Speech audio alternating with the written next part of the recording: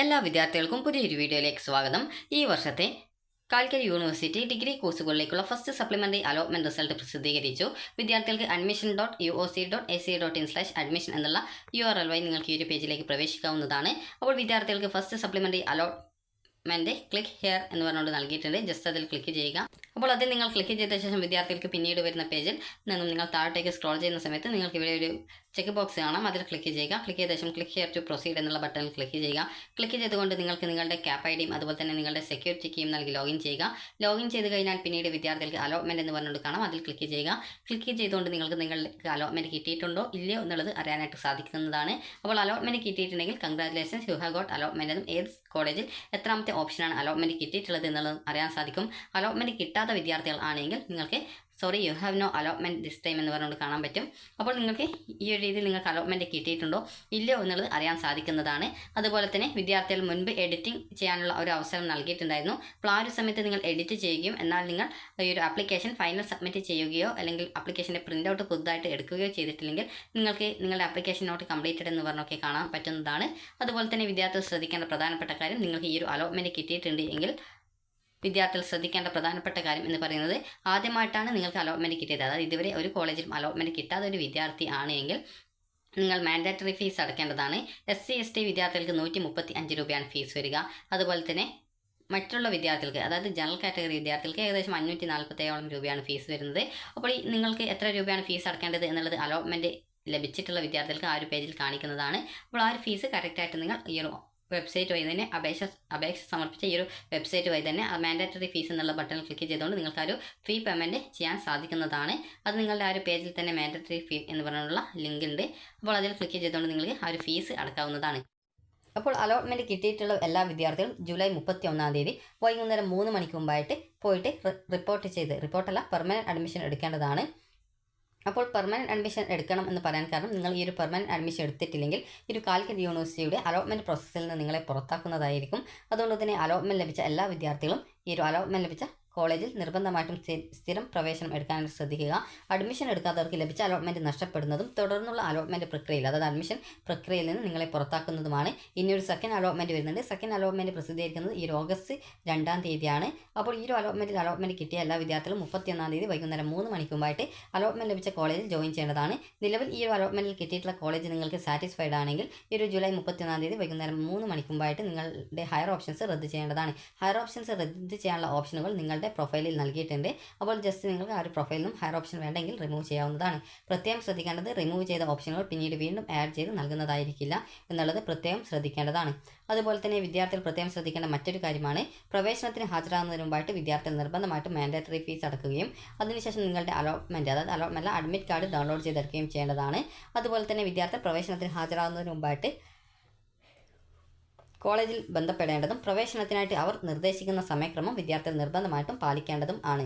ലഭിച്ച ഓപ്ഷനിൽ തൃപ്തരായിട്ടുള്ള വിദ്യാർത്ഥികളെ രണ്ടാം സപ്ലിമെൻ്ററി അലോട്ട്മെൻറ്റിലേക്ക് പരിഗണിക്കപ്പെടേണ്ടതില്ല എങ്കിൽ ഈ ഒരു വിദ്യാർത്ഥികൾ നിർബന്ധമായിട്ടും 31 വൈകുന്നേരം 3 മണിക്കുള്ളിൽ ഹയർ ഓപ്ഷൻസ് റദ്ദ് ചെയ്യേണ്ടതാണ്. അതുപോലെ സ്റ്റുഡൻറ്റ് ലോഗിനിൽ ഹയർ ഓപ്ഷൻ ക്യാൻസലേഷൻ എന്നുള്ള മെനുവിലൂടെയാണ് ഈ ഒരു ഹയർ ഓപ്ഷൻസ് ക്യാൻസൽ ചെയ്യേണ്ടത്.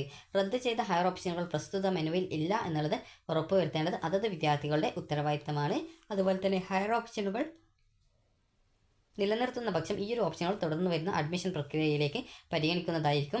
ഹയർ ഓപ്ഷനുകൾ നിലനിർത്തുന്ന പക്ഷം വിദ്യാർത്ഥികൾക്ക് ഹയർ ഓപ്ഷനുകളിൽ ഏതെങ്കിലും ഒന്നിലേക്ക് രണ്ടാം സപ്ലിമെൻ്ററി അലോട്ട്മെൻറ്റ് ലഭിച്ചാൽ അത് നിർബന്ധമായിട്ടും സ്വീകരിക്കേണ്ടതാണ്.